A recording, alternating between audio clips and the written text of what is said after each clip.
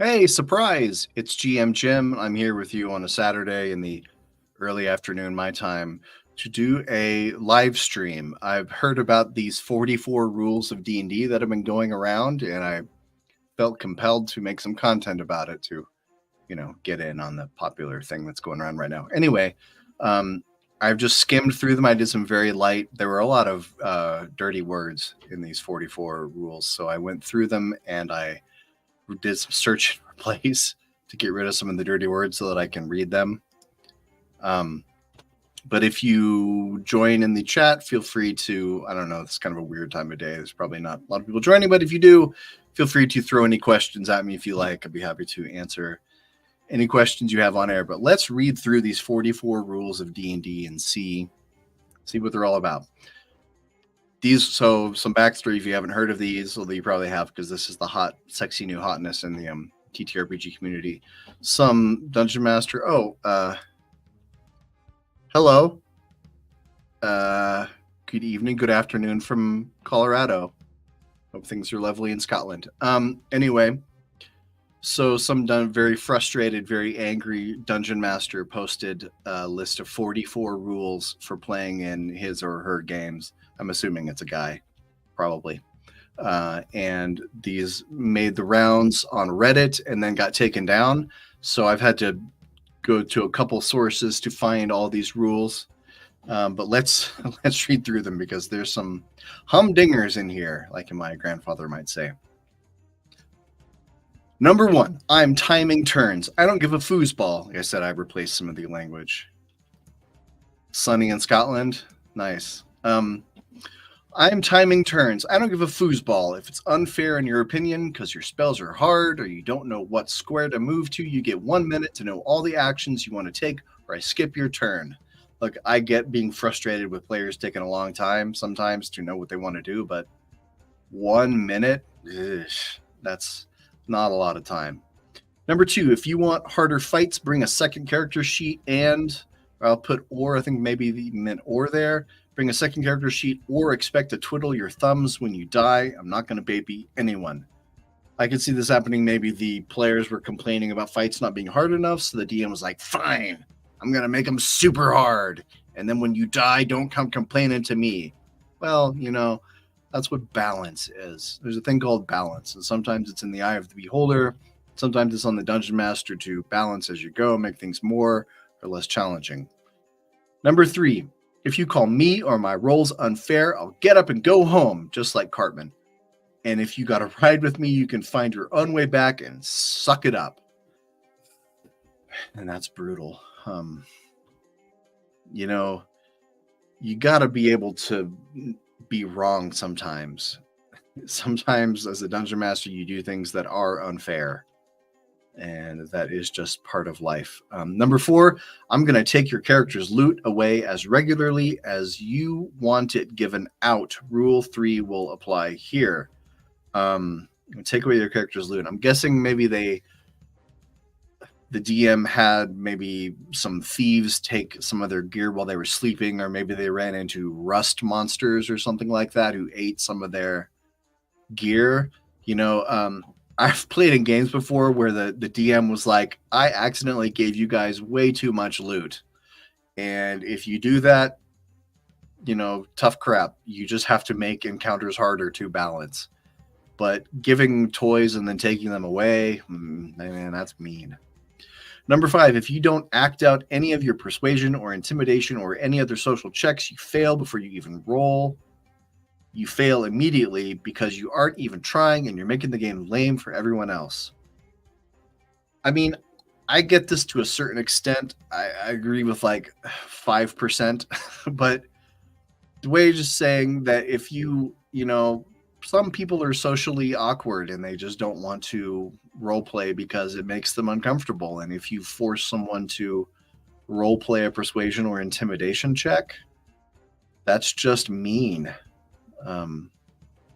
Is it making the game lame for everyone else? I mean, sure, everybody wants that like fully engaged, everyone role-playing experience. Or I mean, a lot of tables do, but some people just aren't comfortable with that. Number 6, if you don't pick up cues for side quests, that's not my problem. Get over yourself. It's not a video game. It's a role-playing pen and paper game, pen and paper based game with miniatures. I'm not holding your hand if you choose not to pursue poop. Poop and foosball are my two substitute words here if you haven't picked up on that already. For the other words, this DM thinks it makes them sound really cool to swear a lot, which it doesn't. If you don't pick up cues for side quests, that's not my problem.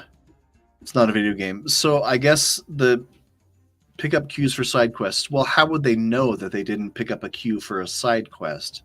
Unless I'm guessing here this dungeon master at the end of the session was like, you guys could have gone left past that waterfall. You guys could have done that, which is a dick thing to do as a DM. Don't do that to your players. Don't chide them for the things that they could have done or the things that they missed. That's a terrible thing to do. Number 7, if you move to a square in combat, there's no takebacks. I almost kind of get this, especially if there's something like stepping on a square activates a trap. You can't be like, move to that square and then activate a trap and then be like, oh, wait, actually, I didn't mean to move there. But like if you maybe move to a square and then you realize, oh, maybe going over here would have been way better, just let the players do it, especially if they're new.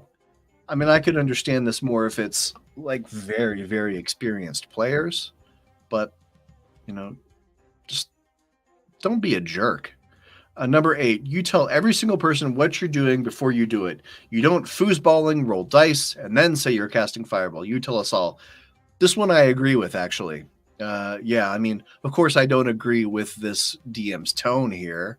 What a terrible way to phrase everything. But this one's actually pretty realistic. You can't roll the dice, get a good roll, and then say, actually, that was my insight check. I want to insight this NPC. Because, when you're DMing for a game, you don't know if people are just rolling for practice or if they're actually rolling some kind of check.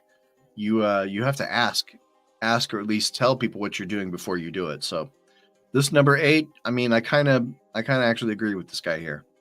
Number 9, I will give out exhaustion more frequently. If you argue, go home, or you can actually fight me, or you can DM yourself. I'm guessing this one is in response to players saying you give out exhaustion too frequently. So the DM says, I'm going to give it out more frequently. How do you like them apples?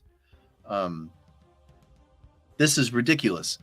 Exhaustion is horrific at low levels. At high levels, it's not so much a big deal once you have greater restoration. Then it's just using up resources to cure it. But exhaustion is rough. And when I'm playing in the game, I really hate getting exhaustion. I really, really hate it. So threatening to give it out more frequently. Why? Because they have complained about not liking it? What a terrible thing to do. Number 10, every snide comment you make to an NPC will be remembered and paid back in triplicate. I don't think that's the right word. You all seem to believe there's little consequence. What did Robin say? Robin says, reading everything about this, it's quite clear that he's pissed off at the endlessly shitty treatment by his players over time and is lashing out. Just taking this at face value out of context. Sure, yeah.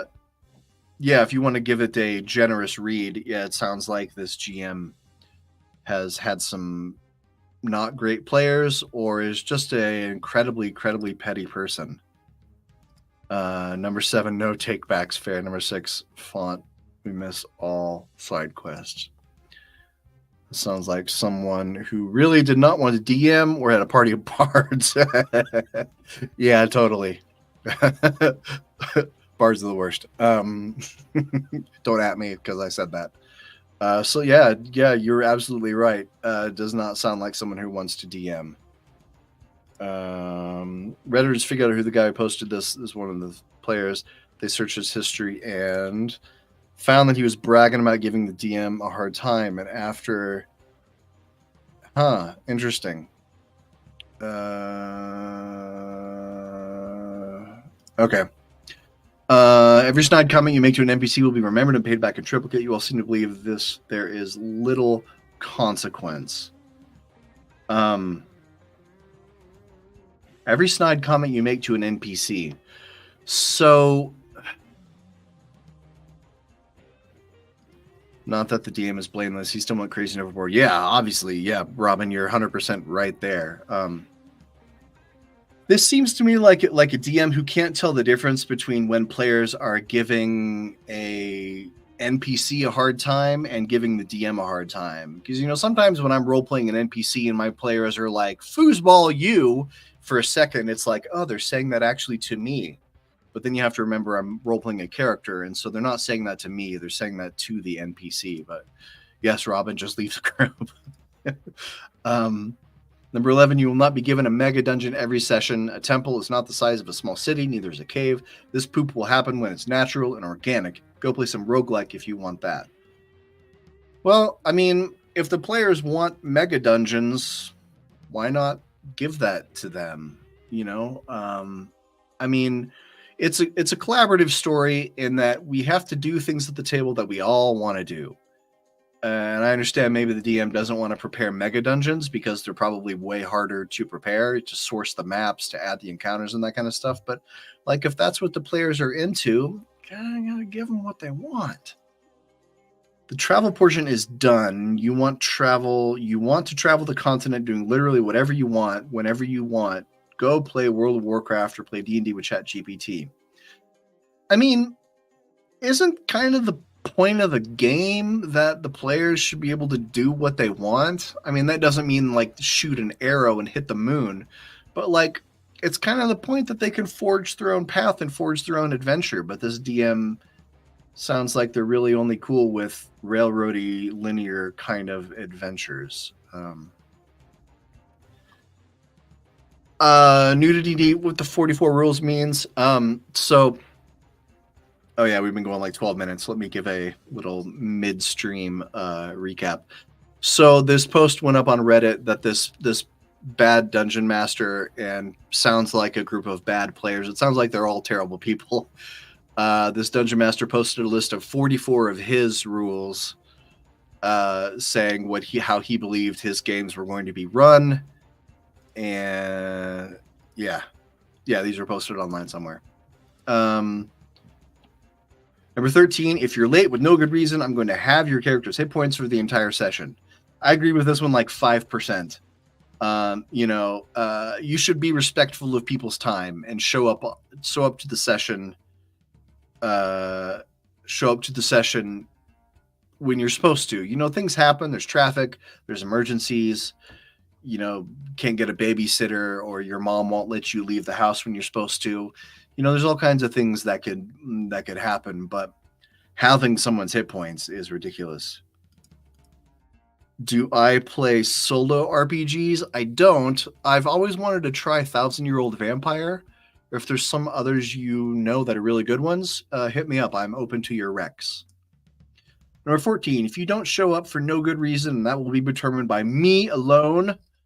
If no one else has the guts to say that poop for fear of upsetting one another, for the first time you'll find yourself losing either a whole level or up to 3 magic items of your own. The second time you do it in a row, you'll be removed from chat and the group, full stop. I have no foosballing time for people to not show up. I mean, there's another one that I agree with 5%. You know, just blowing through a session is not the most responsible thing to do. But just saying, like, the part I really have a problem with here is when it says for no good reason, and that will be determined by me alone. Like, oh, you had to take your dog to the vet because they ate a whole bunch of chocolate and it was an emergency. That's not a good enough reason. That's the thing that I really have a problem with here. It's just you'll find yourself losing a whole level. The punitive nature of this dungeon master is ridiculous.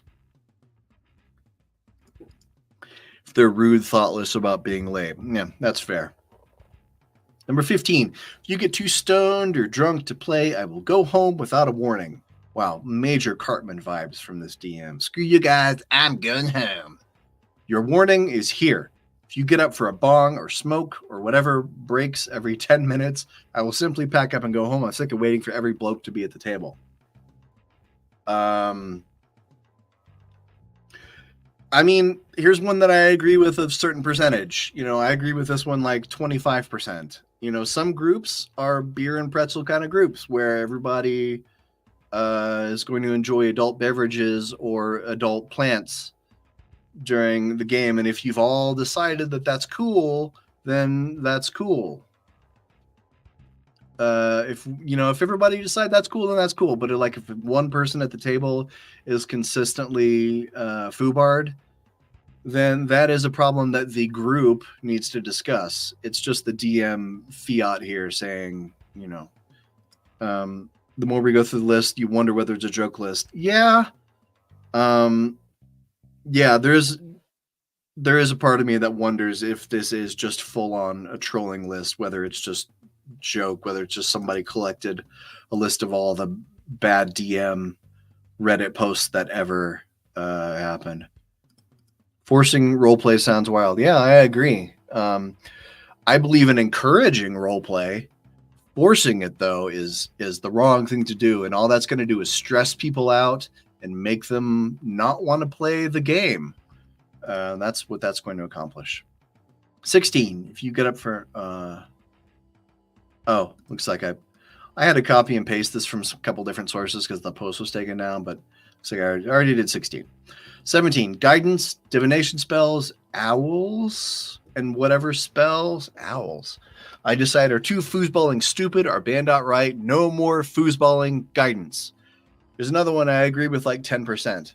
Guidance can get spammed, and it does get annoying. I'm the kind of game master that when people want to use these kind of spells, I just ask them to explain how they're using it. Like, how do you cast? What does it look like when you cast guidance? And then they explain, I hold my hand up and I say shloopity bloppity bloop, then that's totally fine. But yeah, some spells do get spammed, and then that loses, that sort of kills the immersion or makes them feel metagamey. But just taking away guidance, it's a spell on the game. What's wrong with that? My age, most players' DMs have to dash off for childcare issues. Yeah, I hear that. They're always apologetic about it, though. Yeah, totally. We're all humans, and humans have problems, and we should just be able to talk about it without different ideas and conversations on RPGTube. Yeah, it's a wild place. Where was I? Number 18, you get one chance at a skill check. If you foosball it up, your party doesn't get their chance to do the same check. Think carefully who's good at what. This one's kind of fair. I mean, as a DM, sometimes you get in that instance where the rogue wants to pick a lock. They roll like crap, and then they go, can I roll again? In that instance, sometimes I will say, I've learned this from another DM, to say that sometimes a roll isn't a single attempt at something. Sometimes a roll is a collective effort. Like that one lockpick roll was the result of 10 minutes of effort to try to pick the lock. And so, but often if they want to try again, I'll let them do it with disadvantage. Or if it's something where there's absolutely no consequences, just let them have it. Just let them succeed at the thing. So that's generally how I feel about that. Let's see this one. No, well, uh-oh.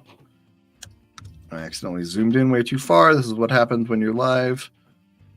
My group solved guidance by making it a reaction. It's mostly used in roleplay situations, and NPCs can use it as well for fairness.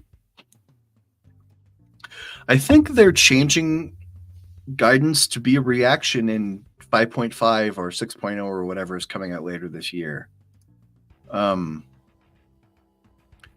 19, discussion of metagame details in game will result in instant damage to your character. This one's really funny because I had a dungeon master who did this. I don't think that this is this dungeon master who wrote these 44 rules, but this guy was a bad DM. This guy, anytime we would start discussing, like, he'd say, I need someone to do an athletics check. And, when that happens, the players are going to go, well, I have a +3 in athletics. I have a +7. I have a +11. That's natural. You're going to want to figure out who's the best at doing something. But if we did that, if we had any kind of above table discussion during the game, he would threaten us with what he called the meta bolt, which was he would send a lightning bolt down to do like 8d6 damage to us if we had any kind of discussion like that. I played in this campaign for like 8 weeks, and here's a little tip. Sometimes it's good to play in bad campaigns to learn what you don't like.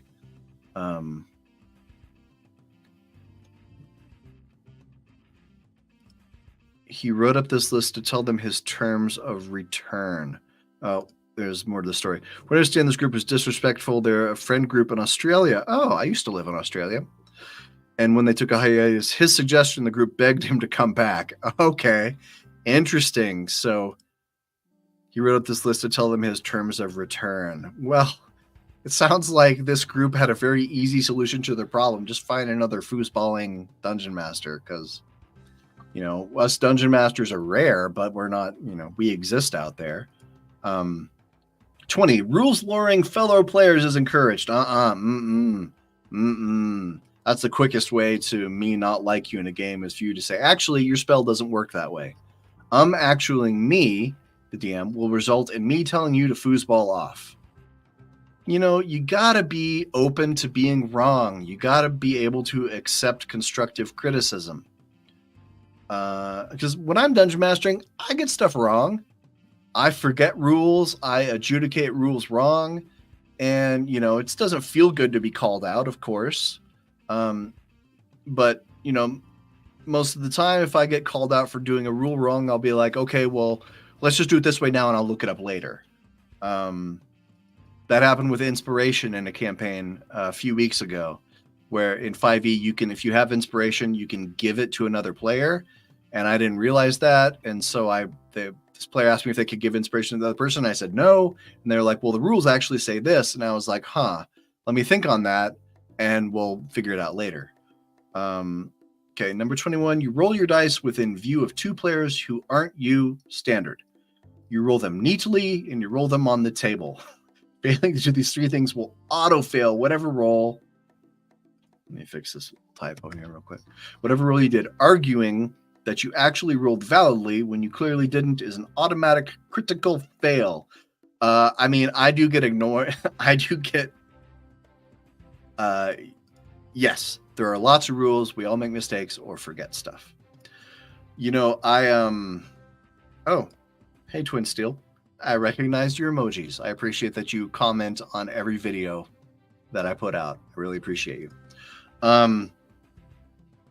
I get annoyed when I'm playing D&D in person, and there's those players who go, "Wah!" when they roll the dice, and they always go off the end of the table. But you know what? You just tell those people, hey, why don't we get you a dice tray? That happened in a game that I play in my neighborhood just a few weeks ago. This player was always like, "Wah!" whenever it was his turn to roll dice. They always went off the end of the foosballing table. And I had a dice... I had a dice tray in my backpack, so I was like, here, just why don't you try this dice tray?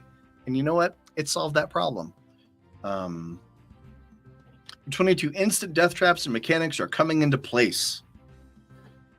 If you call these things unfair moving forward, I will laugh at you and tell you to foosball off and cry some more. Oh, God.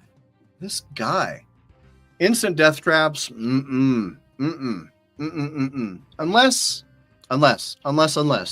you are running a meat grinder kind of campaign and everyone at the table has bought into it. If everyone at the table is cool with that, then sure, do your meat grindery instant death traps. But if you don't have sign off from everyone at the table, no, absolutely not. I will not give you random magical items, and vendors will not stock them. They're meant to be rare and hard to acquire. This one's legit.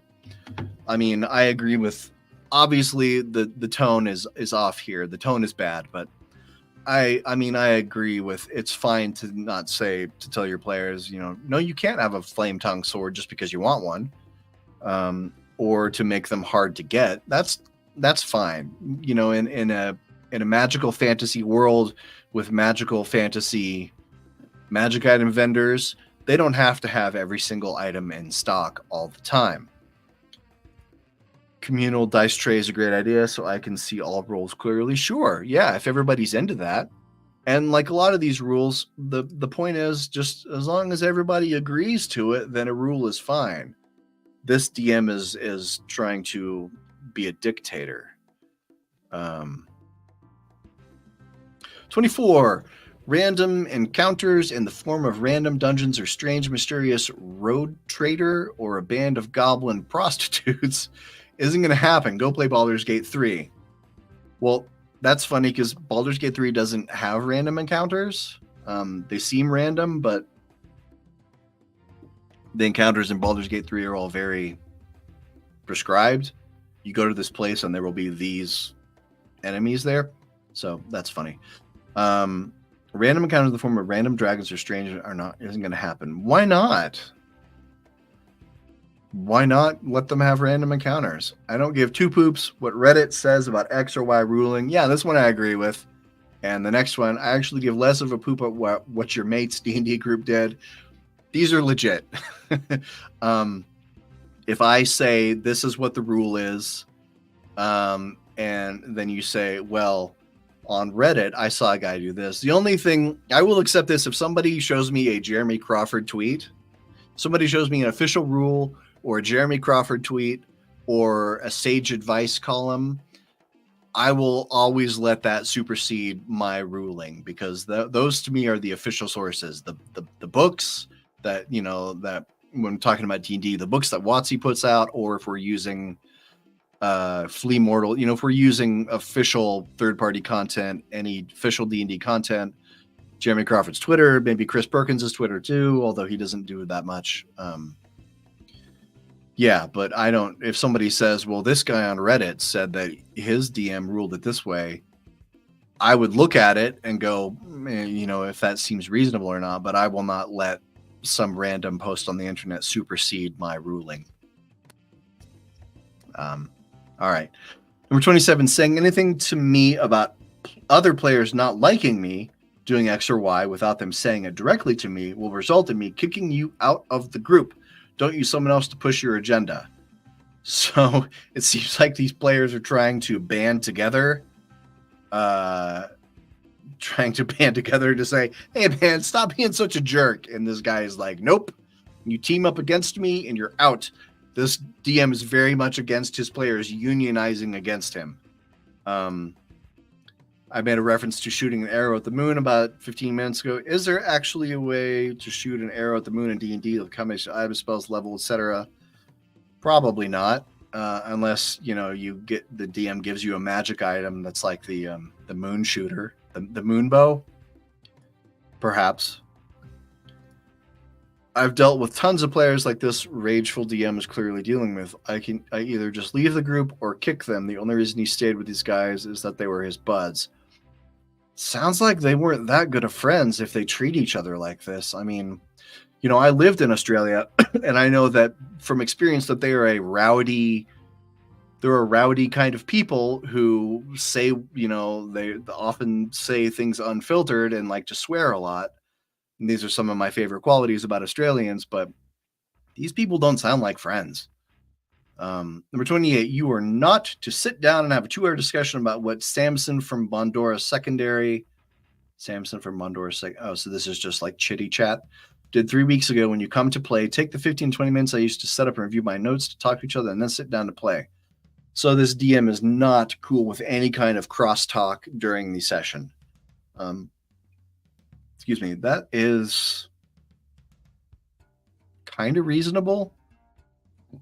Excuse me. But I mean, if it just happens, so what?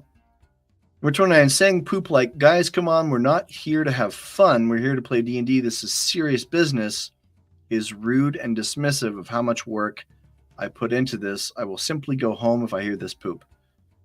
Guys, come on, we're not here to have fun. We're here to play D&D. Oh, so this is his players being sarcastic with him. Guys, come on, we're not here to have fun. We're here to play D&D. This is serious business. This, yeah. They're mocking him. And it sounds like he deserves it. Number 30, don't foosballing order food randomly. We will eat together at a specific time or not at all. I don't want food poop all over my things. That's kind of reasonable. I mean, if the group has agreed to it, if the group has agreed, hey, at 9 p.m. we're going to take a break. We'll order food at 8:30. At 8:30 we'll stop and talk about the food we're going to order. Then we'll play for another 30 minutes till the food gets here. Then we'll take our break. I could see how people ordering food randomly and just getting up to go get their Chipotle delivered. Yeah, Trend to 1701. There were quite a lot of words that I didn't want to say on this channel. Not that I am against the F word. I just feel like it's so much more effective when you use it sparingly. When you use it sparingly, it has weight. When you say it every other word, it loses all meaning. They need a different DM and he needs a different group. Yes, 100%. Okay, number 31, no food or drinks near any of my DM gear. If you wreck something, you pay for it. I'd let one person trash my DM screen once, and I have never had it replaced by them. In fact, I had that person attempt to gaslight me into believing they didn't wreck my poop at all. I'm not stupid. You're an adult. Accept responsibility. Well, this is interesting. You're an adult. I had assumed that these were probably like teenagers. But I'm sort of getting the story, the picture. As Professor DM says, players Cheeto covered fingers. Yeah, I mean this is a legit criticism. No food or drinks near my gear. Yeah, I don't want you to spill your Mountain Dew on my laptop. Of course not. And sometimes, depending on the size of the table you're playing at, there may be very limited space. Somebody plops down their nachos, right between their character sheet and all my minis and my dice. Yeah, I don't want that. But I'm really seeing a story develop about this group as I'm reading through all these rules. I had just skimmed them before to do search and replace on some words. But I'm seeing that like the combination of this and the no drinking or getting stoned, that this is a very rowdy group of people, and they're probably giving the DM a very hard time. I'm glad you do feel seen, Twin Steel. Yeah, so I'm seeing that this is an extremely rowdy group of people who probably gives the DM a hard time constantly. And this DM is no saint, but I'm feeling a little more empathetic reading your comments and seeing what this DM has to go through. Still, this DM is a jerk who is very quite a tyrannical dictator. But yeah, getting their DM screen trashed. These people don't sound like they need to play Dungeons and Dragons. It sounds like they need to go start a fight club. That sounds more like their Friday night jam.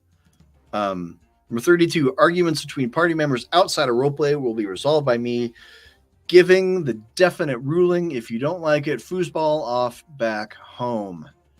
Outside of roleplay. Yeah, this one's legit. I mean, obviously, if you don't like it, foosball off back home is terrible tone, but yeah, there's nothing wrong with the dungeon master saying, I am the law. And saying, because sometimes some players will argue indefinitely about trivial things. And so it's fine to be like, hey, look, I'm the last word. When I say this is the ruling and we move on, that's what happens. But of course, you can say it a lot nicer than this DM has to say it. Number 33, I don't give a foosball what they did in Critical Role or what that one guy on Reddit said. He kind of already did this one.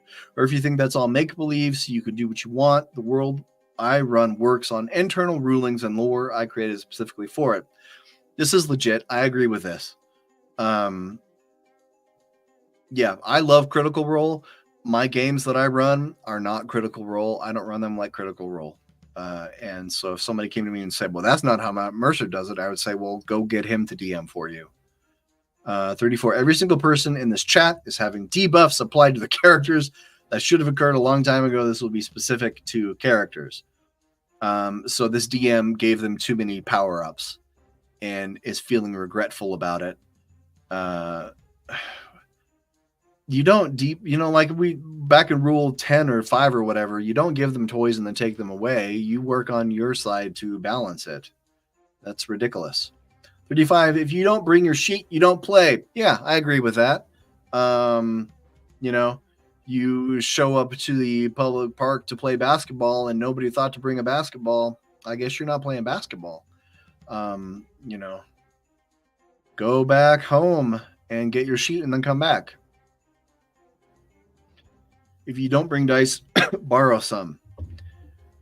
Well, obviously, what are you going to do? Make up the numbers?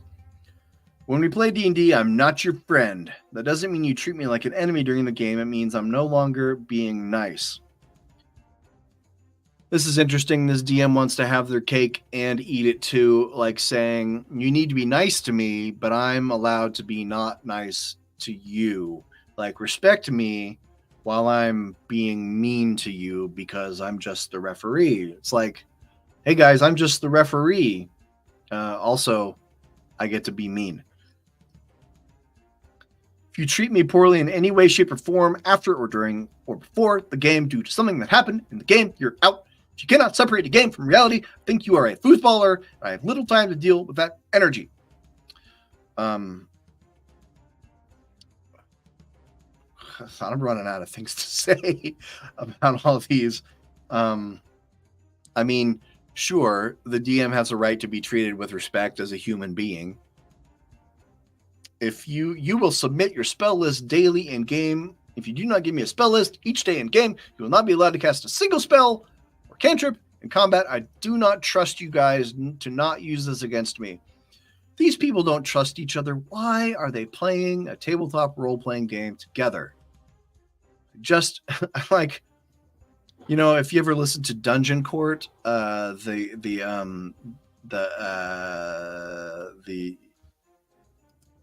yes, Paul 39 is ridiculous.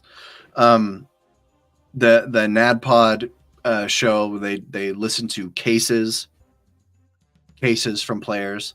Sometimes with Prime Murphy says, sometimes the solution is you just need to get new friends. Number 40, if you do not mark off spell slots or you say something like, I remember what I'm at as a way to justify it, I will simply say your spell, deal half your health and damage to you, and say you have no spells to cast for the rest of the day.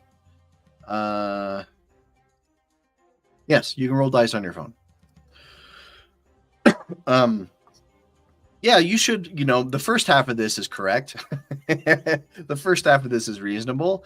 Yeah, you should, if you're playing a game where you have resources that are limited, then you should be responsible enough to track your resources. But as if it sounds like these players are drunk and stoned and whipping their dice around wildly on flinging nachos all over the room as this, this image I painted in my head of what this group is like. If that's the case, yeah, they're probably not tracking their spells. It's reasonable to say, hey guys, you need to track your spells. But dealing half their health as damage, man. If you break literally anything, you buy the replacement that day or not attend until you do. I mean, accidents happen, but if this is a repeated thing in kind of this history, I mean, what are these players? Are they apes? If you complain about the choice of music, I fully expect you to bring the whole playlist next session or to shut the foosball up. Your music sucks, man. Yeah, I would take that personally. I write all my music that I play in games. Hear it? I wrote this song. So if somebody insulted my music, I might get a little bit offended, but I wouldn't tell them to shut the foosball up. Cannot stress enough how little I care about how you feel about my rulings from now on, obviously. Oh, and rule 44, I'm not threatening you, I'm promising you. Wow. Okay. So I think we're about, 39 minutes. Time just flies. I usually script my videos so they go really fast and I keep them super tight. All right. So thanks everyone for joining. I think this is about all I have to say about these 44 rules. What a bonkers experience. I definitely started off thinking that this DM was a horrible person, And but reading through all the rules and reading your comments, it seems like the players are probably pretty terrible people too, and that they probably deserve each other. And I know if you live in Australia, if you live in populated cities like Melbourne, Sydney, you know, there are